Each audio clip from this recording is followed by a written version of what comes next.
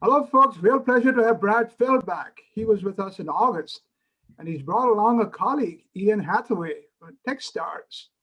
Why don't you introduce yourself, Ian, and then Brad, reintroduce yourself, and then we'll kick into some great topics. Yeah, thanks for having me. It's good to be here. Just a quick flyby, as you said. I had an opportunity to work on this book, The Startup Community Way, with Brad over the last couple of years. Came out last year. I know we're going to talk a lot about that.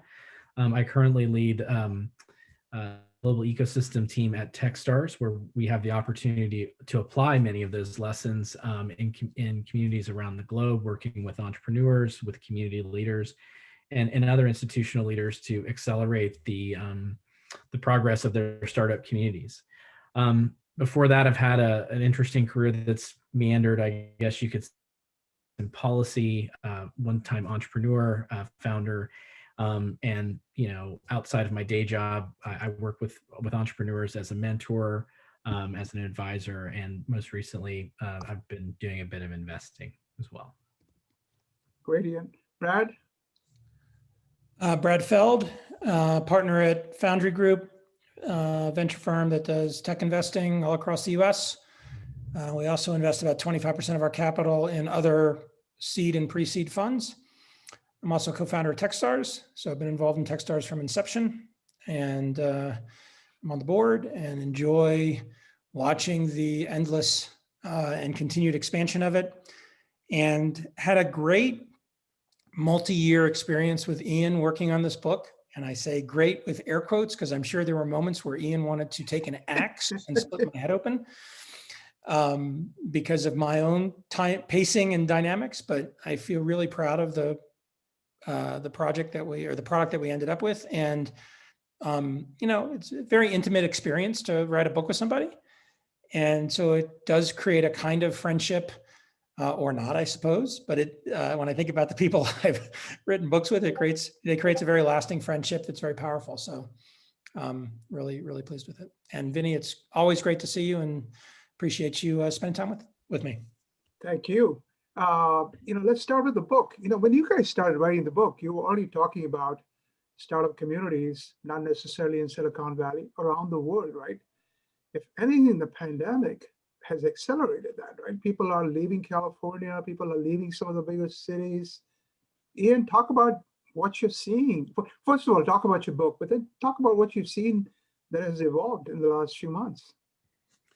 Well, maybe I'll answer a bit of both simultaneously, which is I'm really excited about the present and future state of startup communities around the world. You mentioned a little bit this great unraveling. I feel like we just went through a period where there was urban agglomeration that was run amok.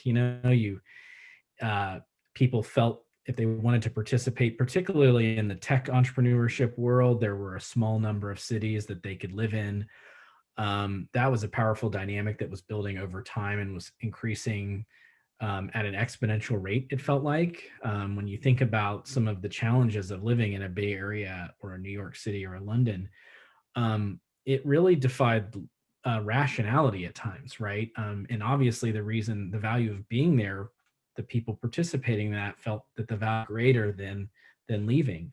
Then we had this, immediate shift, an enormous shift in the structure of our economy and our society quickly. And we're experimenting with that, right? People were then given permission to leave and go to new places, and to try working in this remote first environment, which we really didn't have a choice. And so people spreading out to new places, right? And so really exciting, both because of we've been thinking about this work intellectually. We've been applying these practices for years, working with entrepreneurs and key leaders around the world. But also because I think the timing of our book gives people some key lessons, right? One of the things that I'm seeing playing out, as we speak, is that, observing some of the lessons from the book, about the nature, the time, the magnitude that it takes to actually have lasting startup communities, right? There is really no quick fix. Before the show, before we started recording, Vinny, we were talking a little bit about the sudden surge from people in the Northeast down to Florida. I live in California. There have been a lot of people that have gone to Texas and other places. And I think it's really important to understand that it will take a period of time for those elements to be absorbed and for the new matches that are being made, whether it's entrepreneurs, co-founder relationships being developed, or whether it's, entrepreneur investor relationships. People shouldn't expect the results, the positive outcomes to occur for some time. That occurs over a long time period. I think, looking back on having, this book has been out since July, having had the opportunity to talk to people in a number of different communities about it, I've really been able to focus in on what do I think are the fundamental missteps. We talk about a bunch of them in the book, but the thing that I'm really focusing in on is this time lag. The delay between actions and outcomes is enormous. And I think that leads us to make predictable mistakes. And so it'll be interesting to see, once things unlock a little bit, when people can start together.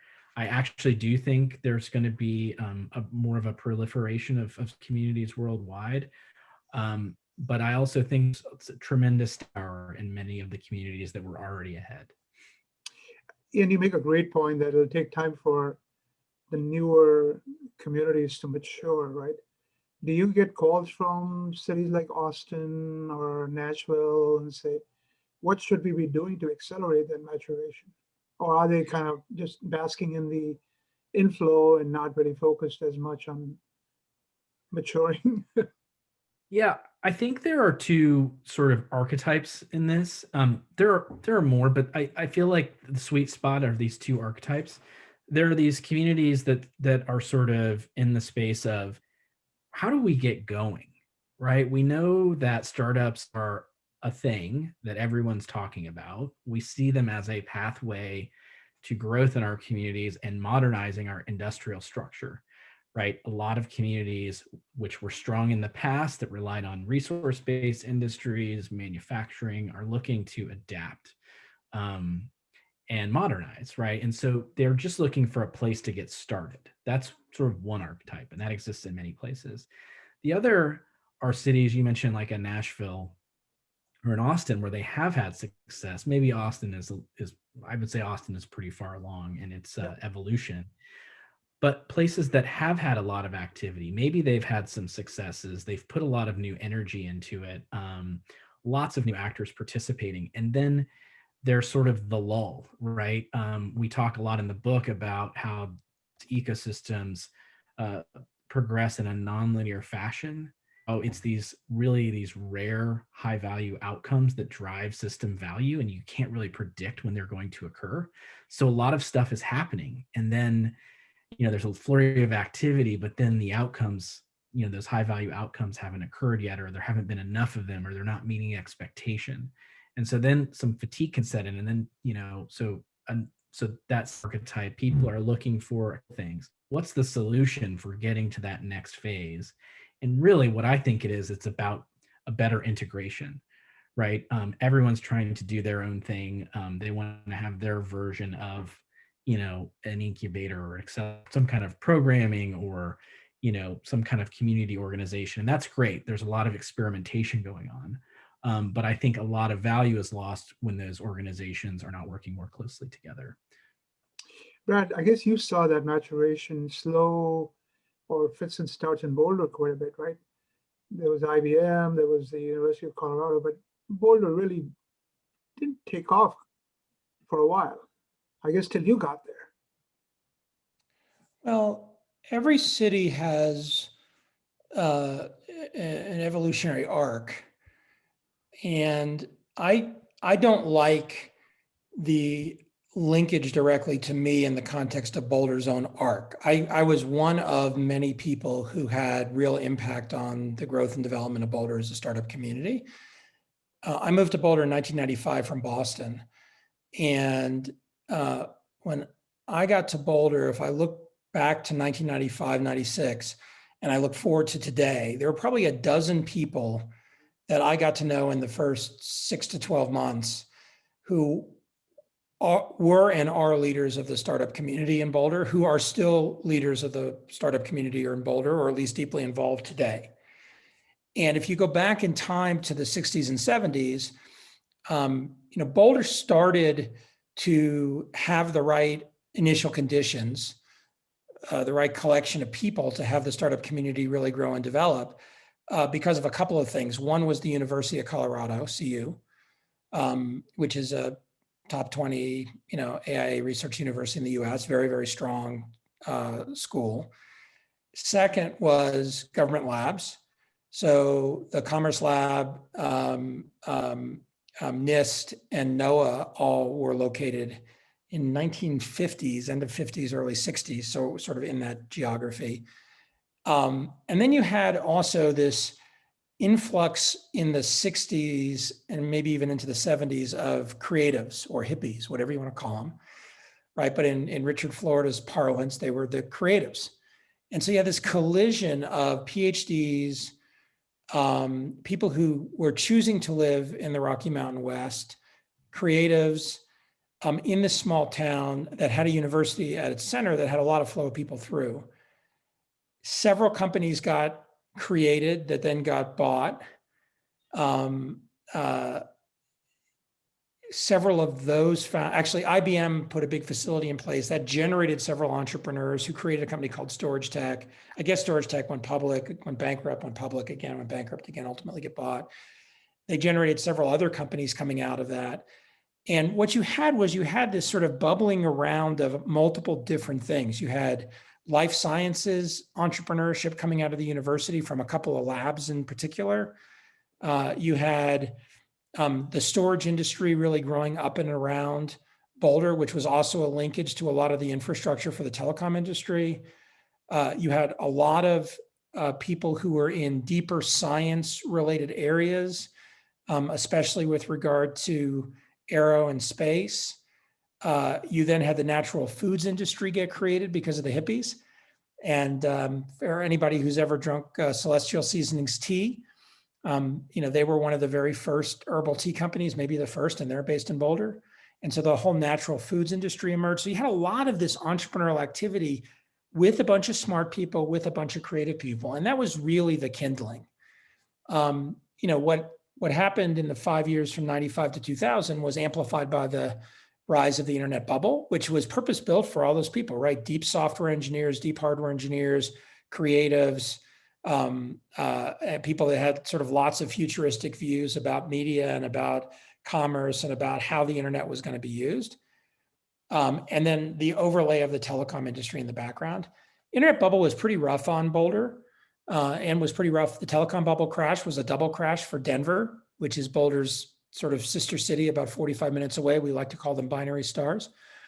But it emerged really quickly out of that. By about 2003, entrepreneurs were starting companies in Boulder again. And one of the things that I really noticed in the sort of through 2010 time period is that Boulder really paid very little attention to the global financial crisis. There was some impact of the global financial crisis on Boulder, but not a lot, because much of the business activity that was new business activity were entrepreneurial, university or government lab. It wasn't a bunch of financial institutions that were under incredible stress. There weren't big corporations that had to have massive restructurings. And so you had this really nice steady build through this emergence of Web 2.0 and the iPhone, and sort of the transition to mobile, the transition to Web 2.0, the transition to video, and sort of coming out of that in 2010, 2011, as entrepreneurship started to become a thing that was a powerful discussion around the world as the way out of the global financial crisis. Boulder had been at that for a number of years. And I think that was really the trajectory that accelerated. That's Brad, that's a really interesting perspective, because last year I interviewed a bunch of executives, and I was just blown away with how much innovation and energy that was coming out of a very depressing time, right? And it almost seems like pockets in the country just seem to thrive on challenge, adversity, right? So let's ask this. We seem to be coming out of the adversity. Is that good or bad? Ian, I mean, is there light at the end of the tunnel? What does that mean for innovation, next generation thinking, etc.? Um, well, I assume you mean by light at the end of the tunnel, the maybe a nearing next phase of the COVID crisis. You mean the vaccines aren't going to finish it off?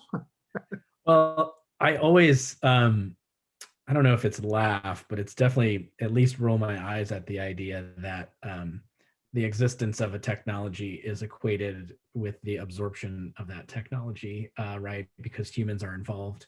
Um, I think, in the context of this book, we really our book is about that, that the understanding of what is needed to do to collaborate better is actually pretty simple, but because humans get involved, it actually makes it very complex.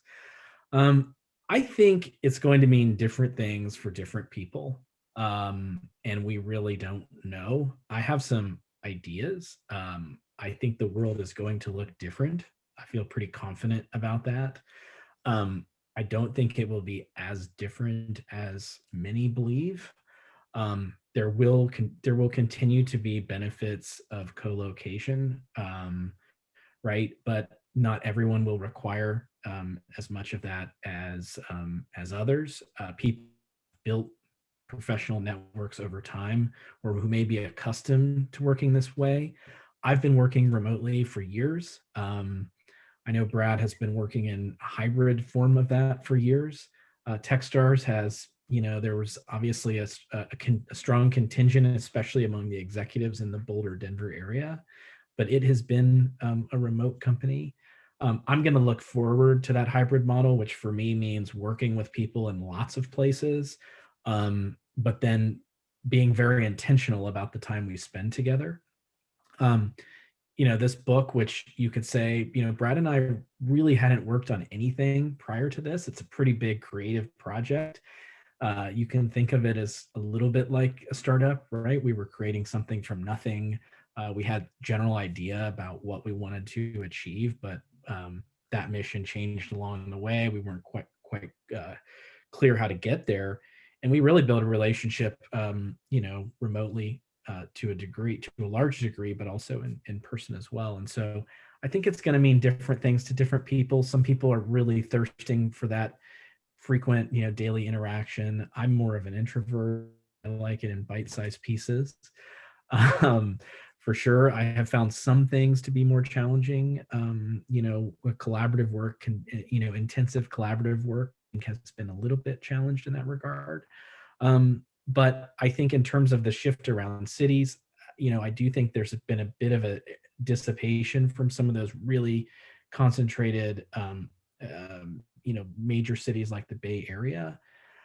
I don't believe that it means we're going to have, this super long tail of lots of startups in mountain towns and beach towns and, that sort of thing. I do think that second tier, maybe like the Austins, the Miamis, will grow. I think they will benefit the most, because we haven't, there's still going to be these benefits of urban agglomeration that I have a hard time seeing that we're going to get completely away from that. But at the same time, we've evolved. It's gotten easier to work with people in this way. I work intensely with people on a number of different challenging projects that I've actually never met in person. And this technology has not been a huge inhibitor. So I guess to sum things up, I've talked about lots of different pathways. And I think the way that I would summarize it is just that it's going to mean different things for different people along different lines of work, but it will look different. But I don't believe that it will be as different as it has been since this has been forced on us. How's your thinking evolved in 8 months since we talked? I think we're entering a transitional point. I like to call it a liminal state, where the next 20 years is going to have an extraordinary amount of change across many dimensions. If asked, well, what is it going to look like in 20 years? My answer is, I have no idea. And I think there are so many things that have happened in the last 12 months that if you had predicted them to have happened in January of 2020, people would have thought you were crazy. And many of those things are structural incumbencies that have been proven to be unnecessary.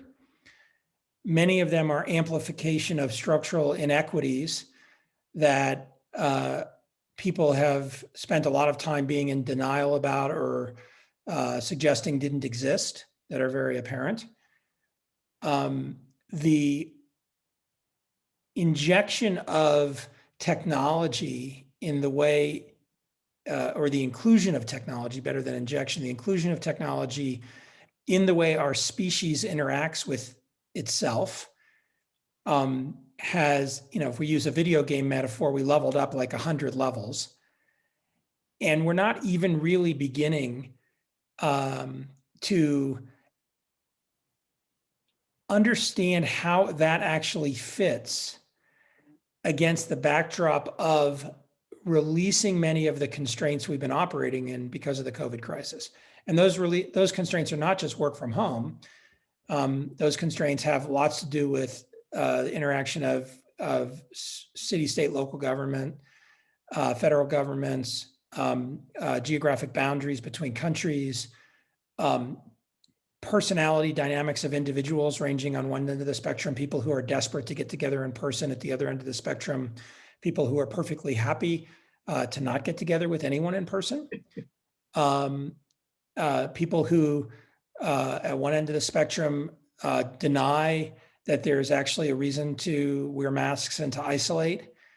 Other end of the spectrum, people who have been very comfortable, like me, to stay home all the time. The only time I ever leave my house is to go running. And so you have this very, very broad difference of framing. And depending on who you talk to, where they live, what they like, what they want, you can get a very strong perspective, right? I can't wait till we can all go to restaurants again. And as somebody would say, I don't say that, right?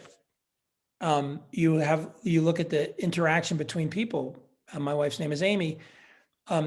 Amy misses certain things that I don't miss at all. The other end of the spectrum, if you look at me and Amy, we just spent the last 365 days together every single day. And for the preceding almost 30 years of our relationship, we probably spent no more than 25% of our time together. So there's just so many of these things that are changing on the social spectrum, completely independent of technology.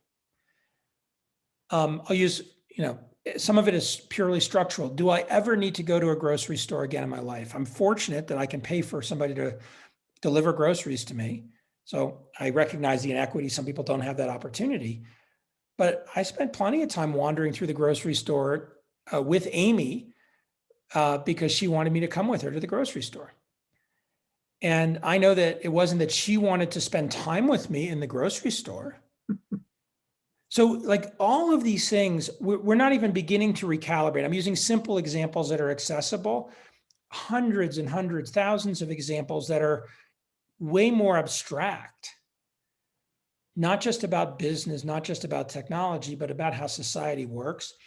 And, in the same way that we've had major transitions at different points of time in the 1500s to the 1700s, which you can only really define looking backwards, right? Like the Age of Reason or something like that. I think this is one of those transitional stages again.